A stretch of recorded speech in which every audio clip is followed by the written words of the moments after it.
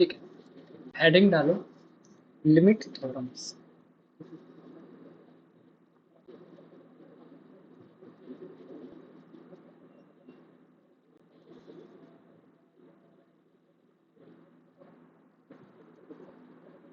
ठीक है, यहाँ पर एक पॉइंट लगा करके इस तरह से स्टार लगा करके एक डेफिनेशन है, bounded on in neighbourhood of C. C के नेबरहुड में अगर कोई फंक्शन बाउंडेड है तो उसको किस तरह से बताएंगे। ठीक है, इसके लिए लिखो late a is a subset of real number, let f is a function from a to r and let c belonging to r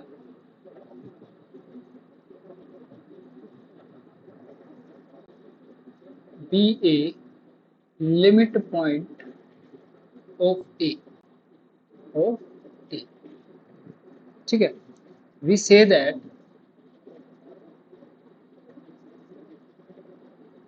that f is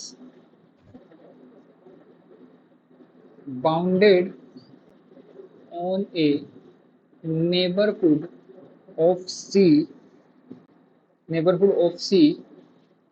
f is bounded on a neighborhood of c if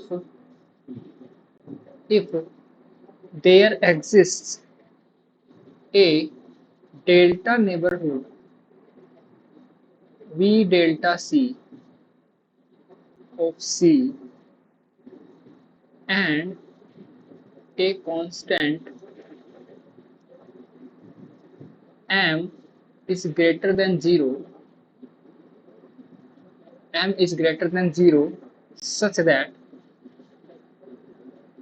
such that we have f of x mod of f of x is less than or equal to that m for all x belongs inside a intersection delta neighbourhood of C. ठीक है, ये एक definition है, एक बार लिख लो इसको। इसके बाद में इसको एक्सप्लेन कर देता हूँ, फिर कुछ थ्योरम्स हैं उनको हम एक बार देख लेंगे।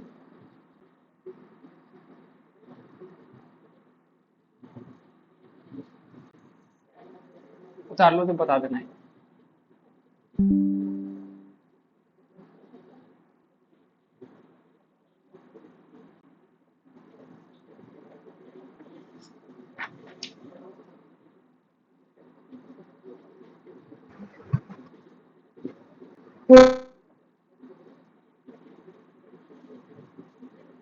ठीक है, देखो ए जो है वो सबसेट है आर का।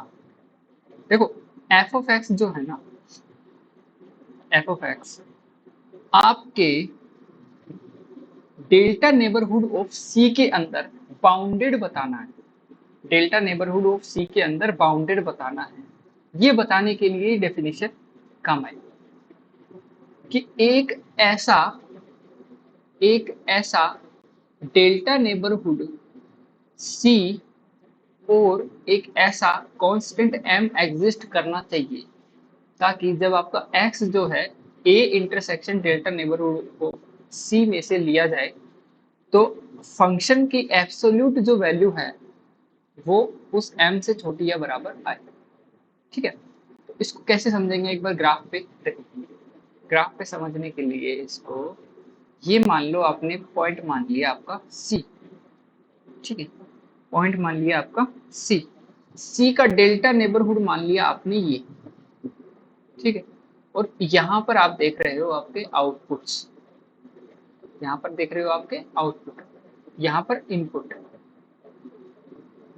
ओके, अभी सी का डेल्टा नेबरहुड अगर आप इसको मानते हो सी माइनस डेल्टा और सी प्लस डेल्टा, ये डेल्टा नेबरहुड है।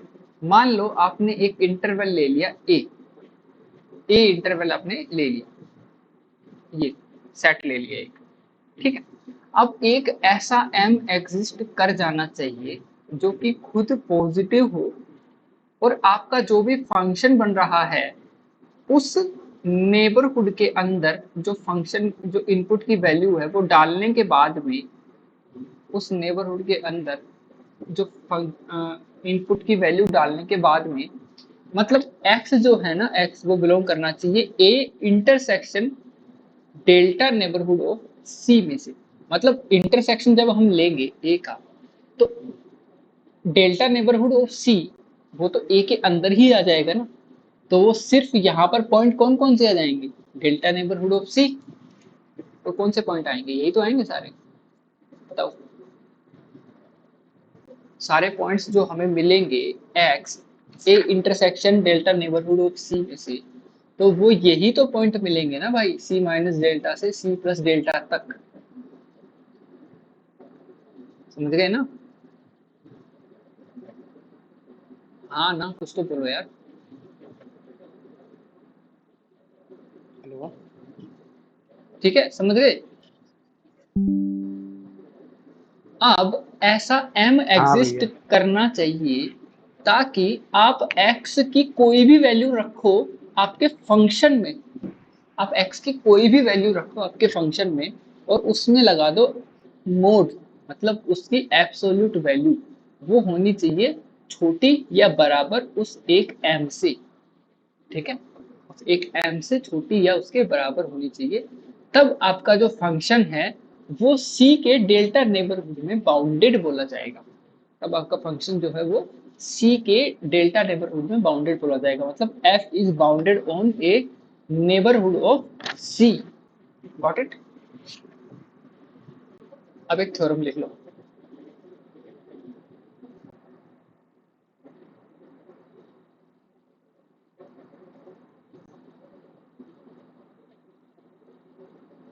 Theorem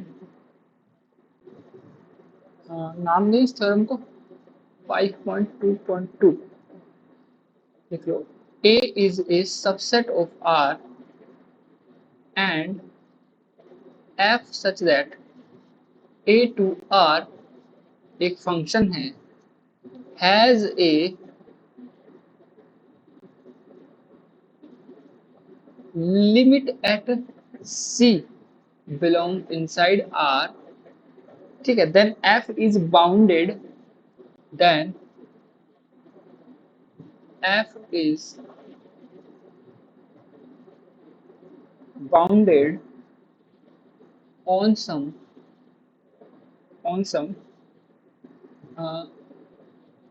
neighborhood of c। बताइए क्या यहाँ से आप ये थ्योरम को मतलब अपने माइंड में प्रूव कर सकते हो? अगर आप माइंड में प्रूव करने का मतलब क्या आप इसको सही बता सकते हो सोच करके कि हाँ ये सही लिखा हुआ है?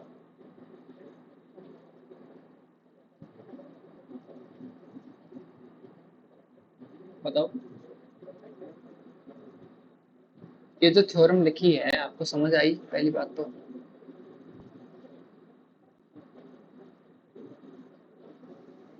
हाँ, मीन्स लिमिट एग्जिस्ट करेगी तो फंक्शन बाउंडेड होगा ना, कोई नेबरहुड में।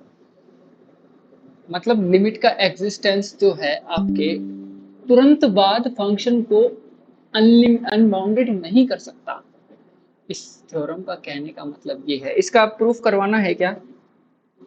प्रूफ इसका नहीं करवा रहे, ठीक है। नहीं भैया। प्रूफ रहने देते हैं। देखो इसका सीधा सा मैं आपको डायरेक्ट फील बता देता हूँ थोड़ी सी। देखो अगर आपका क्योंकि फंक्शन इनफाइनाइट क्या कह रहे हो? क्योंकि लिमिट जो होता है उस इनफाइनाइट टर्म्स आते हैं तो एक ही जगह पे मान लीजिए सब हो जाता है, इसी की वजह से। हाँ अभी बताते हैं। देखो देखो ये थ्योरम कह रही है कि a एक सबसेट है, f एक फंक्शन है, f has a limit at c belong to r, then f is bounded on some neighborhood of c। मतलब अगर यहाँ पे सम नेबरहुड ऑफ c बोल दिया है इसका मतलब ये थोड़ी ना है कि वो हर नेबरहुड में बाउंडेड रहेगा। बताइए, क्या ये बोलना कि वो हर नेबरहुड में बाउंडेड रहेगा ये सही है क्या, या फिर सम नेबरहुड ऑफ सी बोलना सही है? सम। सम बोलेंगे। एवरी नेबरहुड यहाँ पर नहीं बोल सकते, उससे गलत हो जाएगा, उस पर भी आएंगे हम। देखो, अगर आपका फंक्शन सी पर बाउंडेड है तो सी का कोई ना कोई एक ऐसा नेबरहुड जरूर मिलेगा जिस नेबरहुड में आपके फंक्शन को बाउंडेड होना पड़ेगा, होना चाहिए। अगर इस नेबरहुड में बाउंडेड नहीं है, मान लो इधर से ये अनबाउंडेड हो गया फंक्शन इस तरह से, लेकिन इस राइट हैंड साइड में एक इंटरवल या फिर एक नेबरहुड आपको ऐसा मिल जाना चाहिए जिसमें फंक्शन का बाउंडेड होना बहुत जरूरी है, क्योंकि लिमिट उस तरफ तभी तो आ पाएगी ना, लिमिट उस तरफ तभी तो आ पाएगी। बोलिए, क्लियर नहीं हो रही सर। क्लियर नहीं हो रहा? देखो भैया, अगर आप बोलते हो कि 1/x का ग्राफ ये है, इतना ठीक है, यहाँ तक ठीक है। 1/x का ग्राफ है मान लो ये, और आपका जो सी पॉइंट है वो मान लो यहाँ पर है 0 पर, ठीक है। अब क्या x टेंडिंग टू 0 पर 1/x लिमिट एग्जिस्ट कर जाती है क्या? बताओ, क्या 0 का कोई भी एक ऐसा नेबरहुड आप बता पाओगे जिसमें आपका फंक्शन बाउंडेड हो जाए? क्या 0 का कोई भी ऐसा नेबरहुड आप बता पाओगे जिससे आपका फंक्शन बाउंडेड हो जाए? बताइए। ये इसका नहीं। काउंटर हो गया, ये इसका काउंटर हो गया। इसी तरह से अगर कोई फंक्शन अपनी लिमिटिंग वैल्यू को अटेन करता है मान लो सी पर, ठीक है, तो सी का किसी नेबरहुड में फंक्शन का बाउंडेड होना अनिवार्य है। सी के किसी नेबरहुड में फंक्शन का बाउंडेड होना जरूरी है। अगर किसी भी नेबरहुड में फंक्शन बाउंडेड नहीं है तो वहां पर लिमिट एग्जिस्ट नहीं करेगी ना।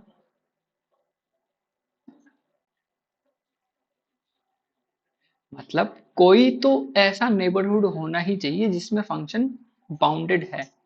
अगर कोई भी ऐसा नेबरहुड नहीं मिल रहा कि फंक्शन बाउंडेड हो जाए उसमें, तो फिर आप फंक्शन को लिमिट को अटेन कैसे करोगे? ठीक है, हाँ। Got it?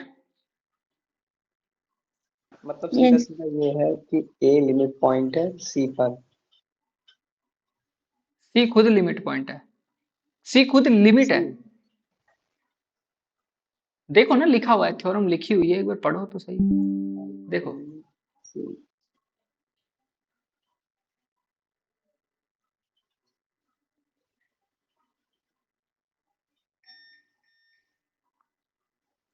तो यूनिफॉर्म बाउंडेड होगा ना। यहाँ पर सिर्फ अभी बाउंडेड की बात कर रहे हैं। यूनिफॉर्म बाउंडेड क्या होता है? मतलब किसी एक नेबरहुड में सी का कोई ना कोई नेबरहुड, मतलब या तो ये वाला नेबरहुड हो या ये वाला नेबरहुड हो या ये वाला नेबरहुड हो, कोई तो ऐसा नेबरहुड जरूर मिलेगा जिसमें फंक्शन बाउंडेड हो जाएगा। अगर वो उसकी अगर फंक्शन की लिमिट सी है तो। सही है।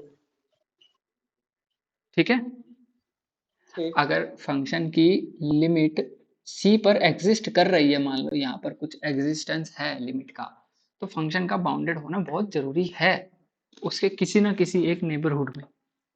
Got it? भैया यहाँ पे किसी ना किसी एक नेबरहुड का मतलब क्या हुआ? मतलब सम मतलब सी नेबरहुड, के सम नेबरहुड किसी भी नेबरहुड में, किसी एक नेबरहुड में तो होना ही चाहिए। एटलीस्ट यहाँ पे नहीं लिखा है, मतलब सम नेबरहुड, किसी नेबरहुड में।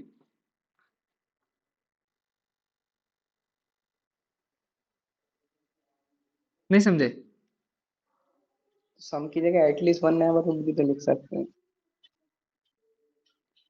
एटलीस्ट वन नेबरहुड का लिखना और ऑल नेबरहुड का लिखना दोनों ही यहां पर गलत होगा।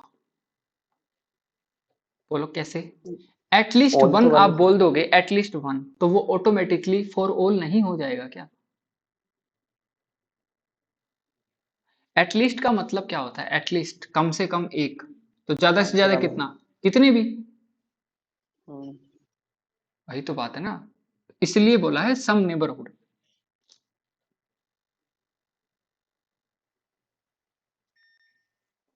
Got it?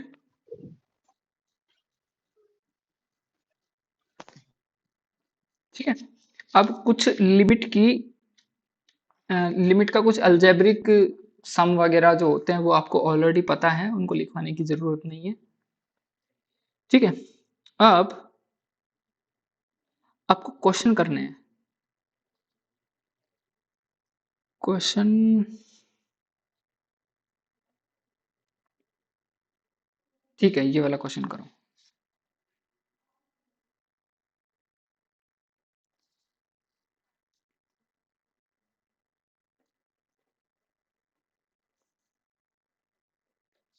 एक मिनट रुको यार, ये क्वेश्चन करने लायक ही नहीं है।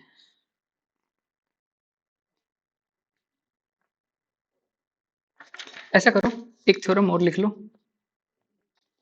ठीक है, उसके बाद में करवाते हैं question.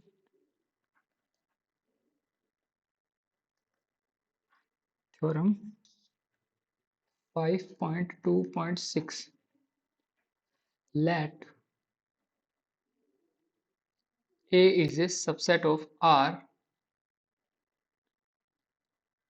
let f such that A to R एक फंक्शन है, and let C belonging to R be a limit point of A। A का क्या है? लिमिट पॉइंट है, ठीक है। एंड दिया हुआ है if A is less than equal to f of x is less than equal to b for all x belonging to A and x is not equal to c, ठीक है। and if limit x tending to c f exists, then वो limit को मान लेते हैं हम l, late l ऐसे करके लिख लेना इसके आगे, ठीक है। देन क्या होना चाहिए? a is less than l is less than equal to b, ये होना चाहिए, ठीक है। ये थ्योरम पढ़ो, एक बार समझने की कोशिश करो, फिर उसके बाद में मैं बताता हूँ।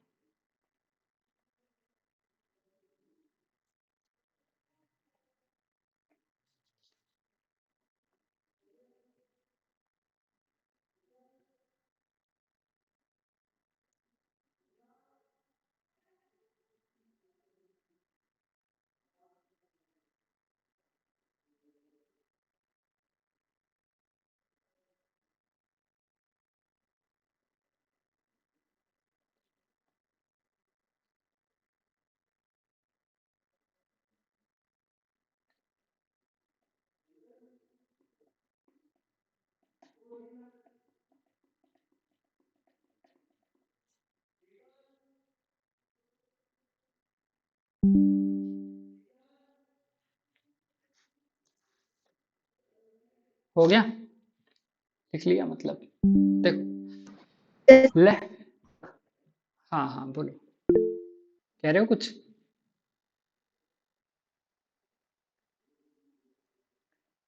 देखो ये थ्योरम क्या कह रही है, ये थ्योरम कह रही है A is a subset of R, ठीक है। f is a function a to r and let c be a limit point of a। देखो जैसे ही c को हमने लिमिट पॉइंट बोल दिया a का, c को हमने a का लिमिट पॉइंट बोल दिया, तो c के हर एक नेबरहुड में a का कम से कम एक पॉइंट मिलना ही चाहिए, या फिर मैं कहूँ कि इनफाइनाइट मैनी पॉइंट्स मिलने चाहिए।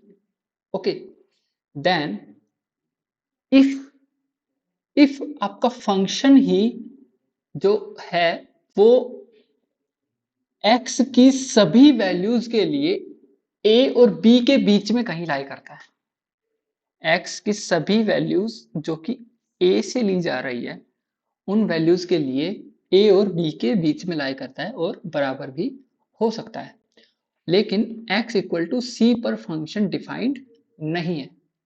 ठीक है, x इक्वल टू सी पर फंक्शन डिफाइन आपका नहीं है। अब अगर फंक्शन की लिमिट एग्जिस्ट करती है सी पर, तो वो जो लिमिट होगी वो a और b के बीच में या फिर उसके बराबर ही होगी, उनके ऊपर वो नहीं जा सकती, a b के ऊपर नहीं जा सकती और a के नीचे नहीं आ सकती। क्या मैंने अभी तक जो बोला वो आपको समझ में आया?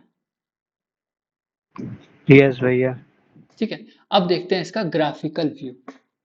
ग्राफिकल व्यू देखने के लिए आप a और b कोई भी नंबर ले लो अपने अकॉर्डिंग। ठीक है, देखो मान लो आपका फंक्शन ये चल रहा है ऐसे, तो यहां पर मान लेते हैं a और यहां पर मान लेते हैं b। ठीक है, अब a और b के बीच में आपका फंक्शन है, मान लो यहां से लेकर के और इसको और आगे बढ़ाते हैं तो यहां तक। ठीक है, c पॉइंट मान लेते हैं यहीं पर, यहां पर कहीं पे। तो c पर अगर उसकी लिमिट एग्जिस्ट कर रही है तो यहां पर कुछ उसकी l वैल्यू होगी लिमिट की। ठीक है, ये आपका फंक्शन है f ऑफ x, यहां पर कुछ l वैल्यू लिए हुए है, c पर उसकी लिमिट l है और a से b के बीच में फंक्शन आपका बाउंडेड है सभी x के लिए। मान लेते हैं कि यहां से शुरू हुआ आपका इंटरवल और यहां तक गया, इंटरवल या फिर सबसेट जो भी आपका r का सबसेट ले रहे हैं, ये आपके रियल लाइन है। ठीक है, रियल लाइन एक्स एक्सिस जो भी बोलो इसको, ये आपका सबसेट है a। अब इस सबसेट A के जितने भी पॉइंट्स हैं C को छोड़ करके सभी के लिए जो फंक्शन आपका डिफाइन है वो A से B के बीच में ही डिफाइन है और A और B दोनों को ले लिया उसने। ठीक है, दोनों को क्या किया, ले लिया। अब अगर आप लिमिटिंग वैल्यू देखते हो, लिमिटिंग वैल्यू, तो मुझे ये बताओ कि C f ऑफ C जो है वो तो आपका डिफाइन है ही नहीं, आपका एफ ऑफ सी तो है वो तो डिफाइन है ही नहीं। अब लेफ्ट साइड से जब आप जा रहे हो सी पर, जब आप सी पर जा रहे हो लेफ्ट साइड से, तो फंक्शन किसी एक एल को अप्रोच कर रहा है। राइट साइड से आ रहे हो सी पर, ठीक है, तो फंक्शन आपका किसी एक एल को अप्रोच कर रहा है, मतलब ये किसी एक एल को अप्रोच कर रहे हैं जो कि आपकी लिमिट है। ओके, अभी मुझे ये बताओ कि a और b के बीच में फंक्शन आपका बाउंडेड है, मतलब यहां से लेकर के यहां तक फंक्शन बाउंडेड है, कहीं भी अनबाउंडेड नहीं हुआ है, और c के आसपास भी फंक्शन किसी एक ही l को जा रहा है, किसी फाइनाइट वैल्यू को ही अप्रोच कर रहा है। तो कभी भी फंक्शन आपका अनबाउंडेड होगा क्या? फंक्शन की जो लिमिट होगी, लिमिटिंग वैल्यू होगी, क्या वो कभी भी अनबाउंडेड हो सकती है क्या? ए और बी के नहीं। बीच में ही तो कहीं पर होगी ना, ना तो बी के ऊपर जा हम्म। सकती है ना ही ए के नीचे आ सकती है। तो ये कहने का मतलब है इस थ्योरम का। ठीक है, समझे? आई थिंक आ गया होगा।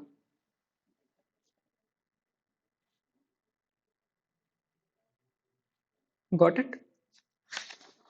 बता दो कोई डाउट रह गया तो।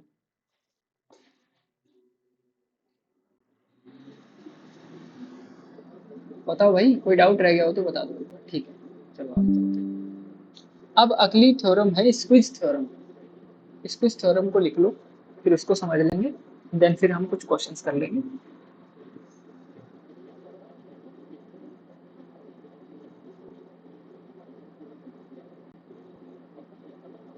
Theorem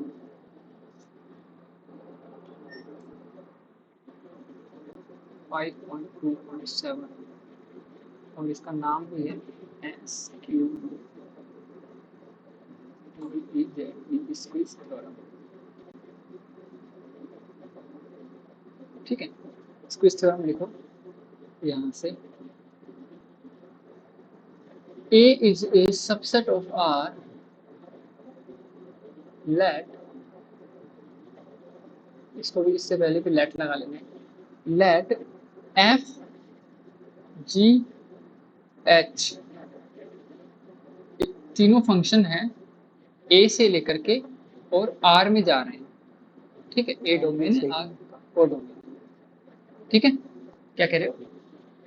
sandwich. हाँ सैंडविच वही, ठीक है, and let C belonging to R be a limit point of A, limit point of A, then if f of x is less than equal to g of x is less than equal to h of x, or x is belonging inside A and x is not equal to C, okay, and if इसकी limit x tending to C f is equal to L is equal to limit x tending to C h of x, then it implies that limit x tending to C g of x is also equal to L। उतार लो भाई जल्दी से।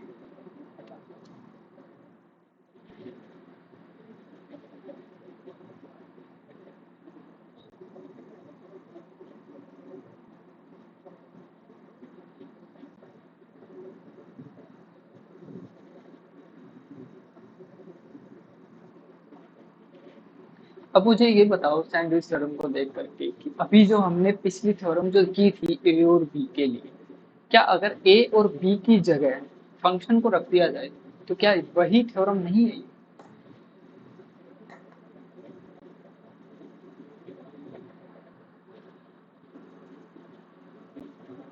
Same theorem है, और B की जगह। है ना? अगर एफ ऑफ एक्स को ए मान ले और एच ऑफ एक्स को बी मान ले तो सेम थ्योरम है, तो इसको बताने की जरूरत है आपको?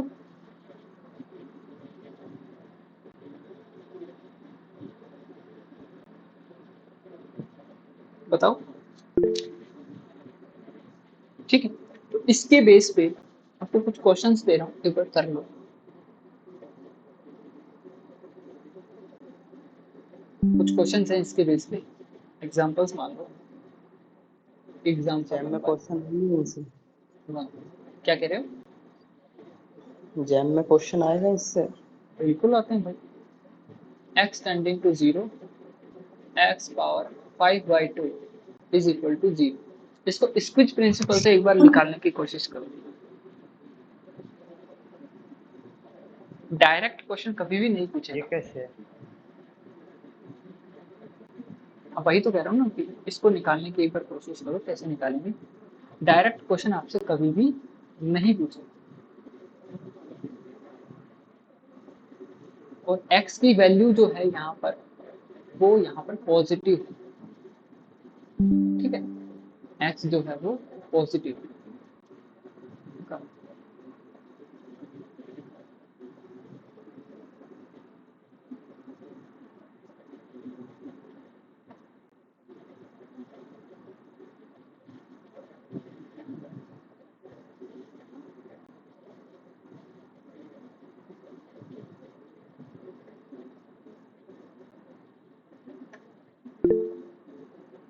हो गया?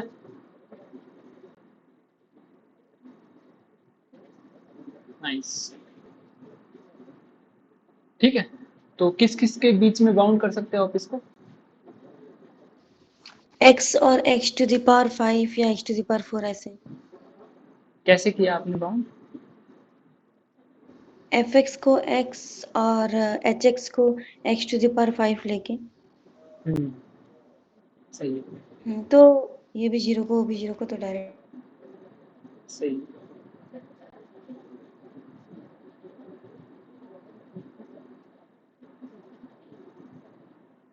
हो गया भाई बाकी अपना? रोहित, आर्यन, एनसी, ठीक है। नहीं हुआ भैया। नहीं ना, करो करो।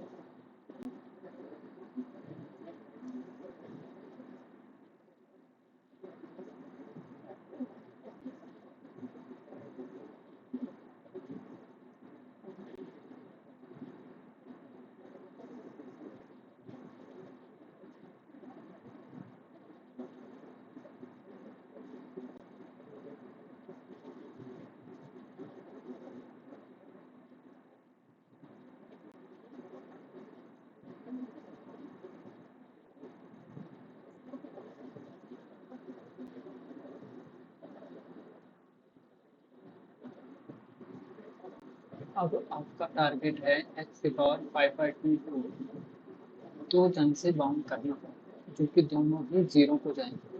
तो क्या इसको हम बड़ा बता सकते हैं एक्स स्क्वायर से, मतलब एक्स स्क्वायर से छोटा बता सकते हैं इसको?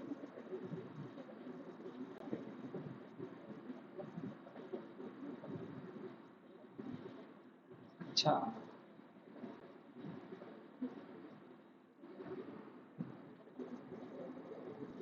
देखो, एक्स की जो वैल्यू है ना वो पॉजिटिव देने का मतलब ये नहीं है कि सिर्फ आपका एक ही बार में हो जाएगा क्वेश्चन।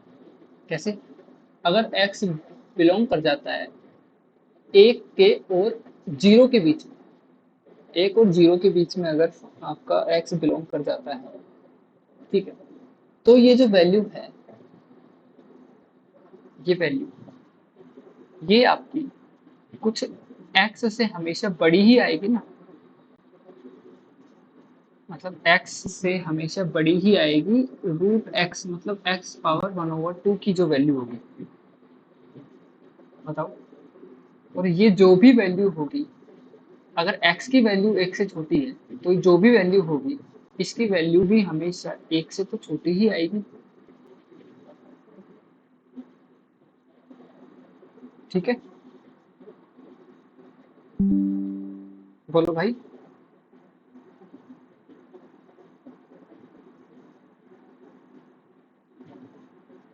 यस। ठीक है, अभी आप यहाँ पर अगर मल्टीप्लाई कर देते हो, किससे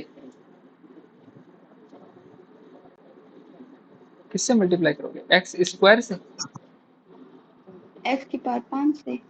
एक्स स्क्वायर से, 5 से थोड़ी करेंगे, एक्स स्क्वायर से मल्टीप्लाई कर देते हो तो यहाँ क्या बना? एक्स क्यूब, और यहाँ क्या बना? X power 1/2 into X power 2 less than equal to X square. अब यहाँ पर पावर जब हम ऐड करेंगे तो डायरेक्ट 5/2 मिल जाएगा हमें। X cube is less then x power 5/2 is less then और इक्वल टू एक्स स्क्वायर। ये जीरो को, ये जीरो को, तो ये भी जीरो, ठीक है? अगर x की वैल्यू आपकी इस तरह से एक और जीरो के बीच में आती है तो ऐसा होगा। अगर x की वैल्यू एक से बड़ी आ जाती है, अगर x की वैल्यू एक से बड़ी आ जाती है तो आप इसको डायरेक्ट जीरो और एक्स स्क्वायर के बीच में बाउंड कर दो 5/2। क्या इसको एक्स स्क्वायर नहीं, एक्स क्यूब से छोटा बता सकते हैं इसको? बोलो। हाँ। ठीक है, अगर एक से बड़ी है वैल्यू, अगर आपकी x की वैल्यू एक से बड़ी है तो ऐसा बता सकते हैं, ठीक है?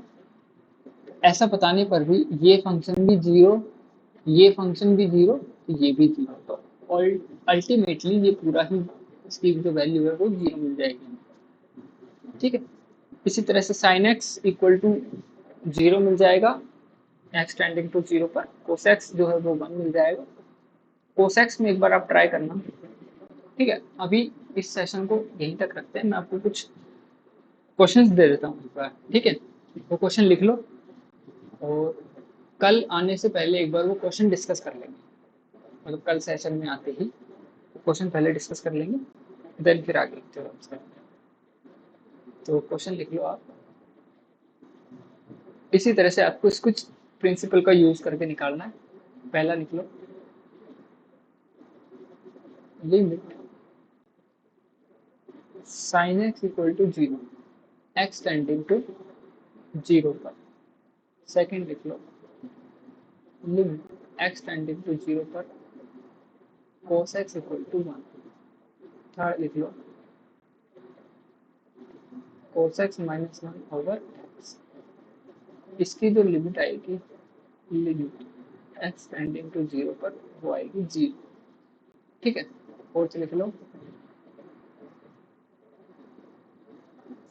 sin x over x, limit x tending to 0 पर, इसकी आएगी 1। इसको इस थ्योरम का यूज करके निकालना है आपको, ठीक है, बाकी तो हमें पता ही है। 5, एक्सक्यूज यू से हाँ इसको से x into sine 1 over x, इसकी जो लिमिट आएगी वो आएगी 0। And sixth question, x square E power sine 1 by x. ठीक है, और इसकी लिमिट आएगी, लिमिट एक्स टेंडिंग टू 0 पर 0। क्वेश्चन नंबर 7, 7 को रहने दो, रेशनली कल ही बता रहा हूँ। ठीक है, आज का सेशन यहाँ तक। बाकी मैं प्रॉब्लम्स वगैरह तैयार कर रहा हूँ काफ़ी अच्छे AMS के। जब प्रॉब्लम सेशन उसका करेंगे तो क्लास में रहना, उसमें आएगा असली मजा। ये अपना कोर्स चलता रहेगा DC का, ये भी देखते रहो, प्रॉब्लम सेशन में रहना क्लास में। ठीक है, जो प्रॉब्लम मैंने दिखाए थे आपको AMS के, काफ़ी अच्छे प्रॉब्लम है, और उनको करने में मतलब हवा निकल जाती है। सही से बताऊँ तो आपको मेरी भी हवा निकल गई इतना कुछ करने के लिए। सर भाई ये रियल एनालिसिस की क्लास के लिए, क्या कह रहे हो? रियल की क्लास के लिए रियल की क्लास लेनी है? नहीं, मॉर्निंग में कह रहे थे ना, डिस्कस कर लेंगे मॉर्निंग में, अच्छा, लेंगे मॉर्निंग के लिए। तो भाई मॉर्निंग में तो हो नहीं पाता यार, देखो मॉर्निंग में इसलिए नहीं हो पाता क्योंकि मॉर्निंग में लाइट वगैरह का इशू रहता है, कई बार लाइट वगैरह नहीं आती तो फिर करने में बहुत बुरी हालत हो जाती है। देखते हैं, फिर भी अगर मॉर्निंग में जल्दी हो पाया ना, 7, 8, 9, बस लास्ट 9, देखते हैं, आपको बता देंगे भाई अगर हो पाए, कोशिश करूँगा। सीक्वेंस से स्टार्ट करा देते हैं। सीक्वेंस करवा तो दिया पूरी। नहीं सर, न्यू स्टूडेंट के लिए। अरे भाई आप रिकॉर्डिंग देखो, आपको बहुत समझ में आएगा अच्छे से यार, एकदम खोल खोल के समझाया भाई, बिल्कुल क्रिस्टल क्लियर किया है। पूछो जो यूट्यूब लोग, पे हाँ यूट्यूब पे एसके मापा कंप्लीट करवा दी पूरी यार, सीक्वेंस कंप्लीट हो गई। भैया हाँ, सीक्वेंस में क्या चल रहा है? सीक्वेंस में भैया कुछ नहीं चल रहा है, सीक्वेंस में प्रॉब्लम्स रह रहे हैं, क्वेश्चन प्रैक्टिस चल रही है। अभी जो मैंने टेस्ट लिए थे उसका वो थ्योरी टेस्ट भी खत्म? करवाएंगे। हाँ थ्योरी खत्म, तो अब GT स्टार्ट कीजिएगा कहिया से? DC तो स्टार्ट है ना, GT? GT लास्ट में करेंगे भाई, GT लास्ट। अच्छा। अभी का क्या प्लानिंग है मैं आपको बता देता हूँ, कि प्लानिंग क्या है। प्लानिंग ऐसे है, मेरे पास में बहुत सारी चीज़ें करने के लिए और टाइम पड़ रहा है कम, तो मैं आपको बता देता हूँ कौन कौन सी चीज़ों को मैं दे रहा हूँ प्रायोरिटी। एक तो चल रहा है अपना DC का कोर्स, ठीक है, वो तो भाई रेगुलर चलता रहेगा इसी तरह से जो हम कर रहे हैं करते रहेंगे। ठीक है, साथ में आपके DC के ही प्रॉब्लम AMS बुक से अच्छे अच्छे प्रॉब्लम्स जो मैंने आपको दिखाए हैं उनके सॉल्यूशंस मैं बना रहा हूँ, खुद के सॉल्यूशंस नेट से देख करके इधर उधर से, मतलब अच्छे मेथड, बढ़िया मेथड से उनके सॉल्यूशन। इसी बुक के सॉल्यूशन तो बहुत हार्ड है, वो तो समझ में भी नहीं आएंगे और आसानी से। ठीक है, सॉल्यूशन उनके अलग तरीके से बना रहा हूँ, आसान तरीके से। तो दूसरी चीज़ ये हो रही है, ठीक है, पहली चीज़, दूसरी चीज़, और तीसरी चीज़ भाई 4 बजे की क्लास लगती है, sequence of function, sequence of functions, वो अभी 2 दिन से पेंडिंग है, वो नहीं हुई है 2 दिन से, कल से वो भी होएगी 4 बजे। ठीक। चौथी चीज जो है वो है टेस्ट। टेस्ट जो हुए हैं 1, 2, 3। पहले टेस्ट में 60 क्वेश्चन थे, दूसरे में 10 क्वेश्चन थे, तीसरे में भी 60 थे, लेकिन पहले और तीसरे के बहुत सारे क्वेश्चन कॉमन थे। ठीक है, तो मैं तीसरा टेस्ट उठा रहा हूँ, इसमें यूनिफॉर्म कन्वर्जेंस है नहीं, यूनिफॉर्म कन्वर्जेंस नहीं है, और ये टेस्ट था रियल सीक्वेंसेस का, जो मैंने अभी थोड़े दिन पहले ग्रुप पे डाल के बोला था भाई अटेम्प्ट कर लो, इसके सॉल्यूशंस मिलने वाले हैं, तो इसके सॉल्यूशन भी हम करेंगे। ठीक है, तो ये 4 चीजें एक साथ चल रही है। इसके अलावा भाई बिल्कुल भी मेरे को टाइम नहीं मिलता है कि मैं जीटी शुरू कर दूँ। शुरू करने में कुछ नहीं होता, फिर उसको पैरेलल उसको बनाए रखने में बहुत दिक्कत होती है। भैया जैसे कि बोल रहे थे कि आप ये डीसी एएमएस ये सब का जैसे कि असाइनमेंट में दे देते तो अच्छा होता, और फिर असाइनमेंट ये टेस्ट आधे लोग वाला लगाते हैं, आधे लोग नहीं लगाते, तो नहीं नहीं, हम असाइनमेंट लोग तो देंगे ना, जो आपको मैं सीरियस है वो बुक, तो देगा ही देगा। देखो आपको फिर मैं बुक ही सेंड कर देता हूँ ना, और बुक तो मैंने ऑलरेडी सेंड कर रखी है। असाइनमेंट देने पर मुझे विश्वास नहीं होता है, पता है क्यों नहीं होता है? क्योंकि अगर 10 लोगों को असाइनमेंट देंगे तो मेरे भाई 4 लोग ही उनमें से लगाते हैं, सीरियसली तो 3 ही लगाते हैं, तो फिर भी थोड़ा बहुत कोशिश कर लेता है, सीरियसली 10 में से 3 ही लगाते हैं। इसीलिए इन क्लास ही इतनी प्रैक्टिस हो जाएगी अपनी, और फिर असाइनमेंट देने से ये है कि फिर मैं भी तो पढ़ रहा हूँ ना भाई, आप लोगों के साथ में मैं खुद भी तो पढ़ रहा हूँ, मेरी खुद की भी तो प्रैक्टिस हो रही है आपके साथ में। ठीक है, अब बाकी कल डिस्कस करते हैं, इस सेशन को यहीं एंड करते हैं। ठीक है, चलो bye bye, bye bye. Thank you.